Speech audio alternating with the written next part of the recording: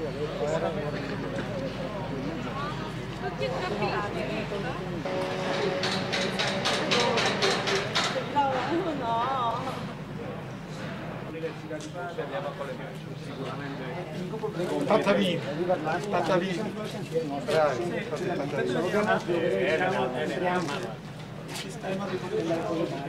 A me impressiona l'entità, la mole del lavoro, mi impressiona meno i soldi si trovano quando c'è bisogno, quando c'è la necessità, però francamente visitando la chiesa di San Marco io sono stato impressionato dalla mole, dalla devastazione, dall'entità di quello che c'è da ricostruire. Mi dicono che si può fare, che le moderne tecnologie lo consentono. Per cui quando io ho questa rassicurazione da sovrintendenti, da gente delle imprese, quindi ho questa assicurazione, il resto dipende dalla nostra buona volontà.